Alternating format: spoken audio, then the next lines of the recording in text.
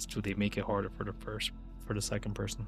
So while there seems to be no issue, I'm going to say that there was, how would I say, one of the grappling hooks as they were as everyone's returning got latched off. This maybe wasn't too great as one of the people that was handling the return machine. I know what it's called, I just like forget again, like every freaking game anyways, I always forget something. And as they're on their way back, halfway back, they are forced to grab onto the rope itself as the machine seems to sort of snap. It rips the rope through the machine, and they're just forced to grab bare cable, effectively, like this very thick iron cable that would rip someone in half given enough force. But as they sort of grab on, a couple things happen. One, their suit is torn, their arm is ripped to shreds. They do make it back inside the ship. The ship is still dangling in the end there. There are engineers that are ready to shoot over there, but they are now concerned about going over there. But it's up to you guys on what they do. Basically, the person that was... Did you manage to get the people out of that ship? All the people are out. The engineers' only purpose is to get to the ship, to disable the engine, so you guys could get whatever loot could be offered if and that is in this area. Okay, if stuff gets dangerous, just ditch it and run away. Yeah, the loot isn't worth it. Yeah. Just keep as a message to the engineers that your safety and your lives are first. Everything else comes secondary. We would have to roleplay a little bit more, as you guys aren't deciding this. These are now random people that took up the job, probably one of the specialists here and there, another person that's in the crew. Just imagine that. Like, your people, not you. The engineers, I'll just say, the engineers feel that they could make it in time, and they have the ability to. You guys got the good engineers. Like, this is what they're for. They're bored out of their mind. They want to do something. But on the other side, the individual, the medic who spotted the engine, they surmise maybe a minute. So it's up to you guys to decide what is relayed, if the medic even tells engineers. But it's up to you guys to decide. It's 100% your ship. You guys have all the agency. You may pick any role in this.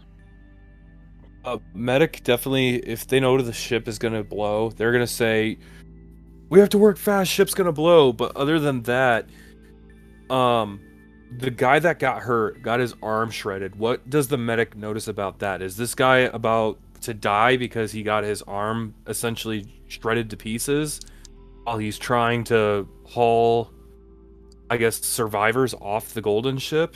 So at worst, he'll probably have like a deduction on right-handed checks, and 3 levels of exhaustion given the effort and area, the exposure to the area out here. Everyone's wearing suits.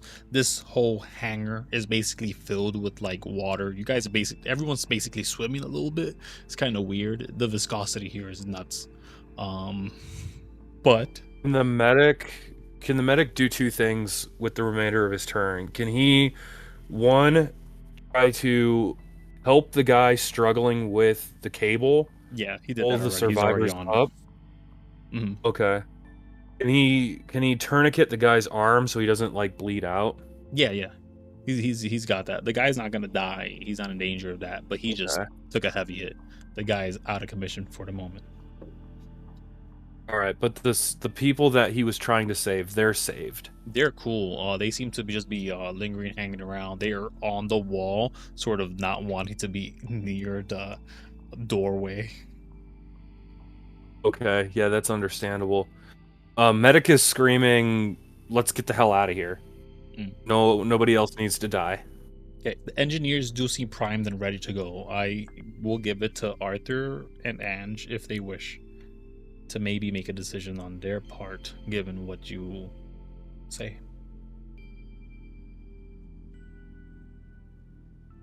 I will state. Engineer. Okay, how confident are the engineers in that Oh. they'll be? Oh, you guys got specialists. Mhm. They're the most confident. They see that ship out there. They're like, man, if we could get this in our hangar, we basically have a free ship. We probably get a signing bonus. Like, come on. Also, about that, Angel also before that will send them like a warning, like you can do whatever you want, but as long as you keep it safe. And also, they get some hints to the doctor to keep an eye on him. So the guys who are sent are kind of very confident in their skills. So is their out of character? Is their confidence based on just plain confidence, or like they know that they can actually do that? They believe they are capable of actually doing it, and they do have the skills.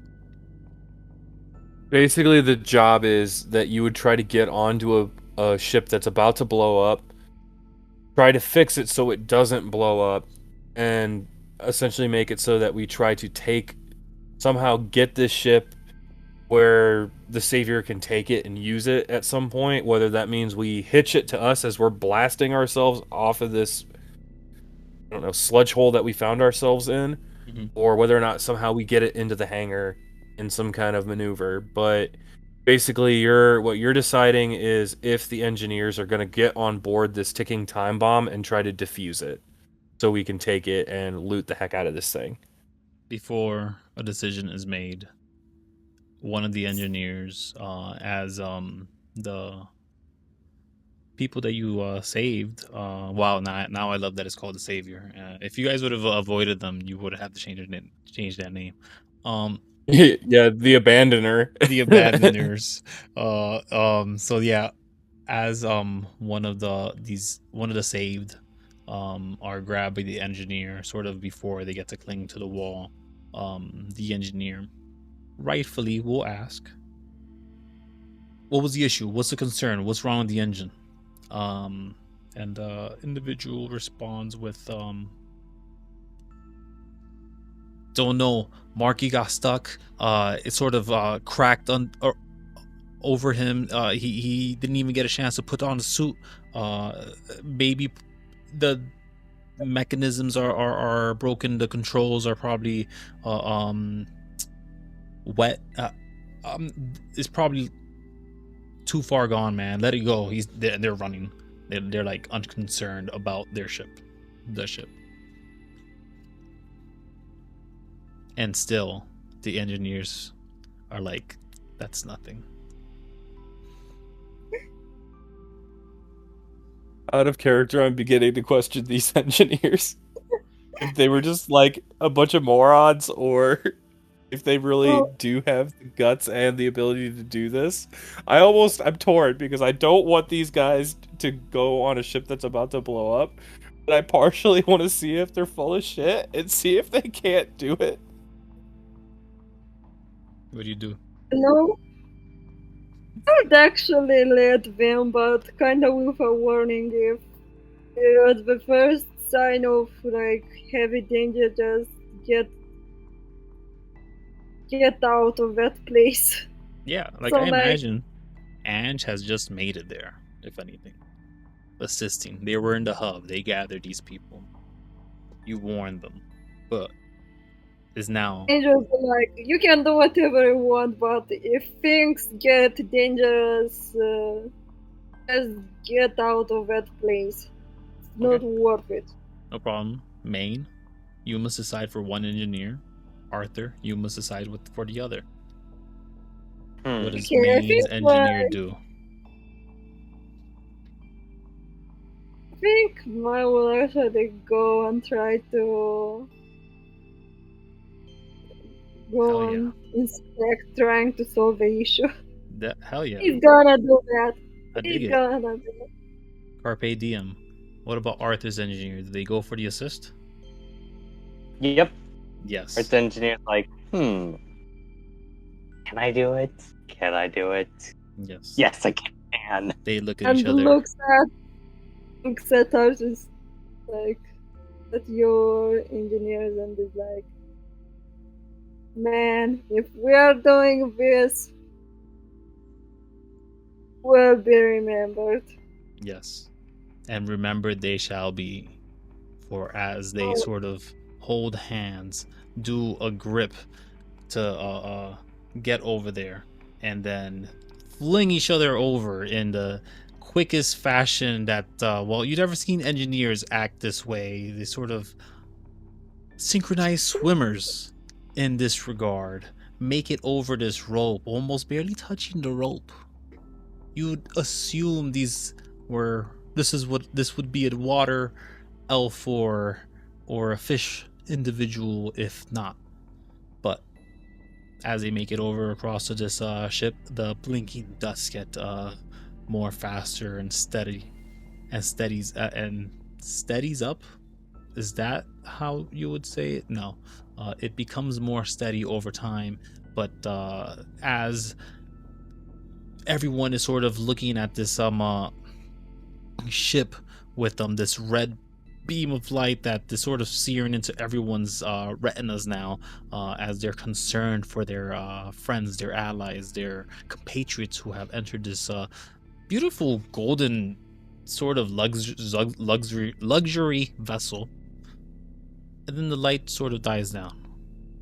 It starts blinking even more slowly, as if it's powering down, and eventually the light actually ironically becomes steady and then blinks away, and every blink is even more steady, so it sort of acts as if it is a steady light, and it just shuts off. In moments, the swimming duo make it back. They do not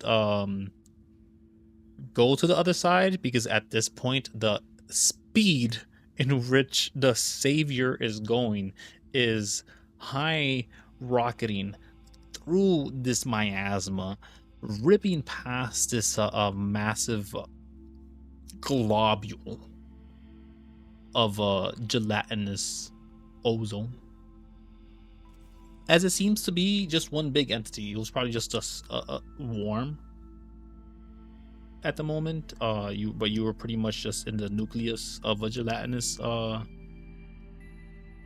orb, so to say. And as you make it out using its own gravitational pull, using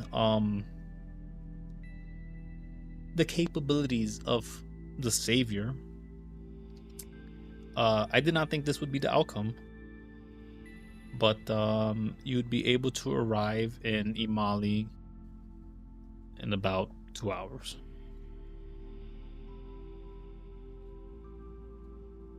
You would have a new ship in tow, currently unable to access it at the moment, as you are going so fast. If anyone tried to go through that hangar, they're gone. Bye bye. Don't even think about it. And thus the engineers are still on the other ship. They're probably checking it out. They're probably fixing it up and stuff at that moment. But you would all be able to make it to Imali, unbeknownst to me, who should have prepared for that. Oops. That's actually really cool. I'm glad that they got it. Yeah. I thought they were gonna blow up for sure, or get like totally marooned on a ship stuck in like a giant slime. Yes. Let's hope no. Both would have been really funny. You may ignore every marking on this thing. These markings do not persist to you or your game. They belong to a different game, but you may get your own markings over time. Here is the Savior. Savior is headed west. You do not have access to the Savior. Hold on. And I will not. Oh, you do have access to the Savior. And I will not specifically care about the distance here because it is relative to what you're doing. Plus, I do have it to scale, which is great, but I'm not gonna do the math that it requires for that. So, fuck that. But here, I think we're due an encounter. The question is, how high are we, Ronny? When we started flying, No. This would Ronnie be. said. Oh, go ahead. Sorry. Well, I was gonna say before I wanted it to be about approximately 5,000 feet above sea level, but I don't know if we went up or through. We would have had to have how much higher would we have had to have gone to go through the slime? You imagine that the ozone itself seemed to ignore the ocean and its parameters, kind of like it's its own ice cube just hanging around in the ocean. While you were in there, you probably dipped down a bit more than you realized. You didn't lose your elevation, so you pretty much left at the same, area, I'll say. Wow. As you approach the zenith to get to the other ship, it seems to have pulled you back down, lower to the ground. That's all. Just by minimum standards. So you could effectively choose where you are as you're approaching the cities. Once I see we're out of the situation, right? Just to be clear. Just try to make sure I'm writing this right. We managed to get out of the situation. Yeah, the Project 2050 took a hit, but I'm sorry, the Savior took a hit, but you have all kept the name of your ship to your actions. So yeah. Okay, just wanted to make sure I write this note down. Of course. Success. You have +1 ship. Why do I hear noise? There is music playing. Yeah, I was gonna say I'm not sure what's going on with that, but I hear music too. There you go. It's off. I don't know if you guys want it or not. I didn't mind the music. It was okay. Oh, okay. Either way. I'll put it back because I do like it, but I'm gonna put a different one. I'm gonna put mine. There you go. So, how high are we traveling? For the first time, there is a ship flying at near, I want to say, it's about maybe 180 miles an hour, really, straight across the planet.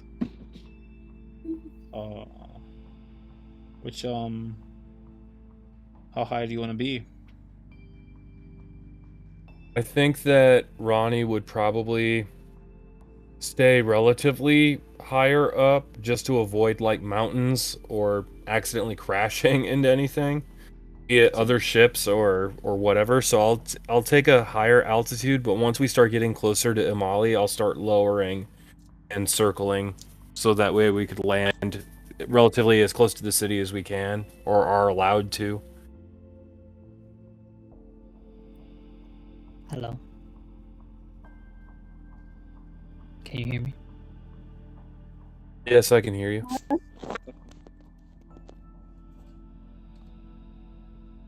Sad.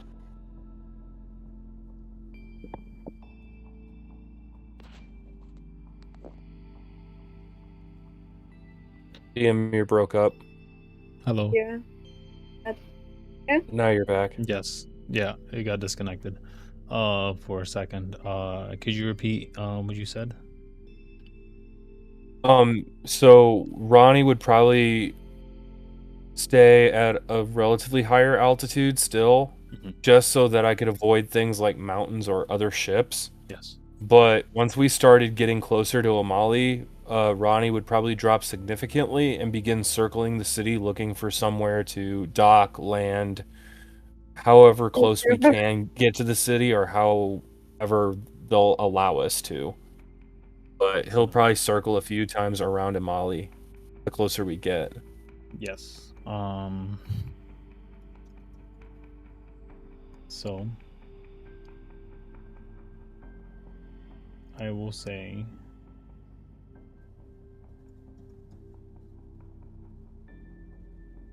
it is within your travels, within your time, the time that it takes you to actually reach the well, the barrier of land. And I know what it is. I know what it's called. I'm looking for your encounter. That's why. Sorry. Here you go. Found it. Boom, boom. Here you go. Have fun, dragon. Oh crap. Dragon approaches. As you are approaching land, there's the clear signals of forest. There's a massive, just overtaking sand that seems to be enveloping this greenery. It almost seems to be, how would I say, a rooting maneuver, almost as if the sand is growing into the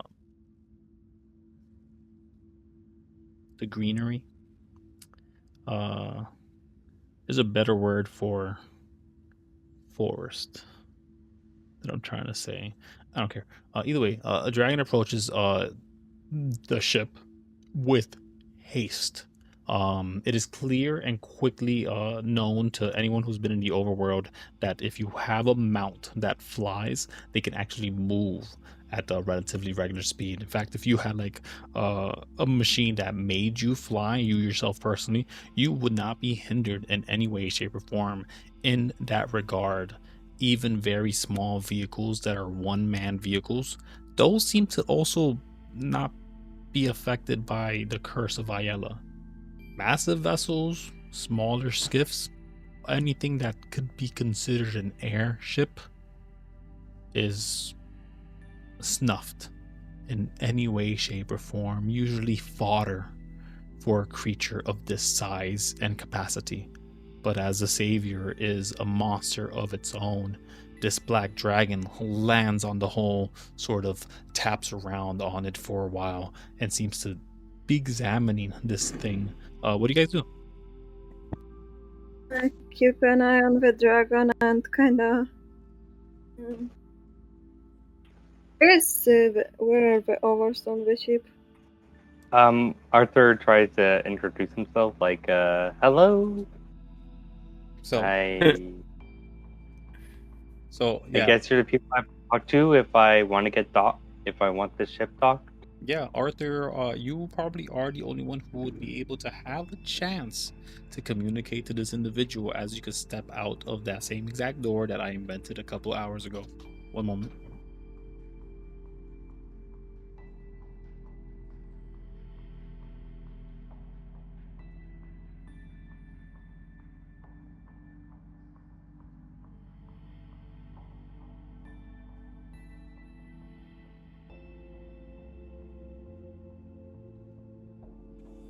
You're breaking out. I don't know if it's my issue or it's Anyone else? One moment, I'm sorry. Yeah, so sorry. That's on me. Do you guys hear me? Yes. Excellent. So, Arthur, as I did create this door out of thin air, seemingly from necessity, for anybody who was on the gunner tower, you could easily step out and meet the dragon face to face if you wished to do that. You do see it clear as day through many of the cameras. You have about 4 different cannons pointed at it. It is standing on one of them, so it literally cannot miss on one of the shots. But it is up to you to decide what to do. You are the closest one to the scenario. Everyone else can message people if they wish. I would say that Ange is unaware of all this. They're aware of Since something's Ronnie is happening. in the since Ronnie is in the helm. Sorry. Ronnie, To say, since Ronnie is in the helm, can he hold his action to do a barrel roll in case this thing acts aggressive or smites Arthur into Sure. like hellfire? sure. Also, hold on. Doing a barrel with this ship will flip everyone to death. To some Okay. degree. If the right things aren't set properly. You're not sure if the inner gravity is working yet, which is why oh, crap. which is why currently you've been using the ship like as slow as possible in most manners whenever it comes to elevation. Like I want Oh, DM, you're clipping Ronnie's wings. for now, All right. only for now. The machine's not finished. You guys are doing a whole Okay. lot before I could even get through it. Okay, it was like the ghost of the machine's still not awake. Let's call it that way. He is Okay. time locked. All right. Ronnie's just, I guess he's gonna message could the still- gun crew. You can still do like evasive maneuver, like to the side and stuff like that. That's the best option here. But moving at 5 feet per round on top of that, that's like I want to see the saddest barrel roll in the world. Just Yeah, the dragon would probably just cling on and laugh, but and people will still get hurt because eventually it'd be a Yeah, bad I know. angle.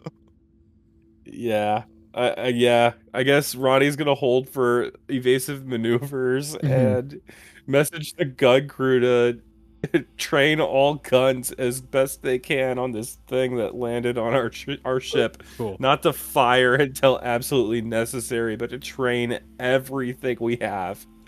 Especially if this is the dragon I'm wondering it is. Okay. Ange, you see that people are panicking in the hub area.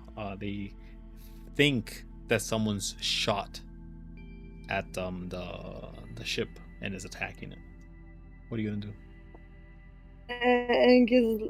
Inge is like trying to not show that there is a dragon and kind of tries to diffuse the situation, something along the lines where the other people from the security members kind of go around like, yeah, something tried to attack us, but something is not necessarily tried to attack us, but something is very close.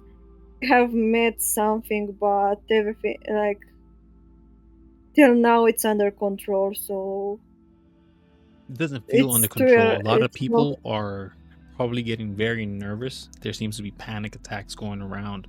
Do you do anything? Do you try People calming try- down the crowd? we You try try- to calm them down. Yeah, you want to calm down the crowd? Yeah, and also discuss with the other people from the security and with some doctors to attend to people who like I don't know. You said that there are panic attacks and kinda to make sure that everyone is okay and nobody hurts themselves in the panic. Yeah. Could you make a persuasion check? I'm gonna do something on top Yeah. of that. If it's something other than persuasion you'd like to roll, please let me know. It's persuasion, but also Wow. Everyone just sort of immediately calms down as if you cast calm emotions. Having seen that your demeanor is so relaxed and blasé about the situation, it's like, don't worry, guys. Everything's all right. I got you covered, if anything, as you do seem to hold a position of power in this place, and your stature is empowering. Either way, Arthur, what do you do as you're the individual who can talk to this dragon or attack it? Arthur speaks in Draconic. So you step out. Excuse me.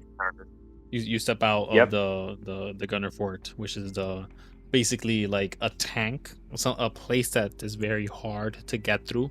Like a dragon wouldn't be able to pierce that in a couple strikes. Let's put it that way. And you want to step out of that safe zone? Yeah. Okay, step out of the safe You want zone. people to trust you? You want people to trust you? You best first show trust at them. Yeah. You walk around the railing. There's a banister there so you don't fall. Is OSHA approved? OSHA compliant? But what do you say to this dragon? In Draconic, you say? Yeah. Okay. He says, "Excuse me, sir. I suppose you're the person I have to talk to get this ship landed." The grit teeth of the dragon sort of smiling towards you. I feel that Arthur themselves would recognize the smile of a dragon, and at that you actually recognize this dragon themselves. This is Siri, the wife of Lito Ordum. She recognized you as well almost immediately. Lito Ordum is sort of already sort of floating down to the top of the ship and is rushing over to you. But this roar in Draconic alerts Lito Ordum who you are. When dragons speak Draconic, there's this duality to it. They could be very subtle or obvious. This was a subtle manner. They seem to not know their situation and are still wary of you. You can already understand that. But as they sort of form down to this very small individual, dark skin, very beautiful. They have these hazel eyes, black hair that just flows down to braids, to a knot to a like a fishtail. And they sort of just do a movement with their hand right in front of Lito Ordum, and both of them just fly over to you almost with speed. Lito Ordum looks concerned. He's holding this black spear. He's this massive lizard folk individual, large in stature. He's probably 4 feet taller than you, but his arms are just huge. He's probably very thin other than that, and you can tell that he could probably slink around into anything he wanted to, but at the moment you can sort of tell he's probably inflating his stature for you, if to try to, if anything, to become imposing. Either way, Siri, she says, Arthur, what are you doing here? I thought you were going to the underworld. Are you part of this venture? Think of it as an exodus. Underdark was open. The Underdark was open. People went out. We had a ship. Now we're getting people out. So, Oh, very nice. What ship as for is mission this? wise, She's kind of looking around. Lito Urdum quiet, sort of reading the two of you as you're interacting. You don't know Lito Urdum. You've heard of them. You even know that they're married to Siri, while Siri is a close family friend. Lito Urdum, you've never met them before in your life. Huh. Well, Arthur says, well, one of my associates told me this is a war vessel. However, we repurpose it as a cargo slash passenger ship. That's the word. Lito Urdum, having a gruff voice, speaks up in turn now, or out of it, depending. But he says, a vessel this massive needs to be, he says, there is a word that is bureaucratic, and I'm sure I'm gonna come up to it right now. Inspected. Yes, let's say that. A vessel this big needs to be inspected prior to given fly zone access in port. Despite that, you say you came from the underrealm? Arthur says, corrects himself. Oh, the premium stratum, I mean. I've been calling that thing for months now. Which, yes, that's how long I've been down here. Time is weird. Long story. By the way, Arthur. Oh, by the way, and he says, Arthur, as he brings his hand out for a handshake. He grabs your hand. He shakes it. He says, you may call me Lito. Lito? Mm-hmm. Nice to meet you, Lito. Yes. I'm the warden of port. If ever you need access to something, I am not a bad person to ask. I can point you to the right direction, or if you're looking to get into one of my legendary contracts as well. Talking of, what's the name of this ship before you found it? Project 23. Huh. Yeah, Project 23. I thought it looked familiar. Am I to assume that this mess of ships, that it's your fault as well? You do seem to sort of have the accoutrement of Fey magic. He's looking and pointing towards your belt that has these floating wands upon it. Oh. Yeah, I guess so. And what is your final plan for this? Do you plan to utilize that Fey magic yourself? Do you plan on aiding the Queen Goddess of freeing the... Yes. That is it? Yes. That? Okay. Yep. Absolutely. He's looking at you very carefully. He's making an insight check, clear as day. He's examining your subtle tells here and there, but he seems to sort of like what he's looking at.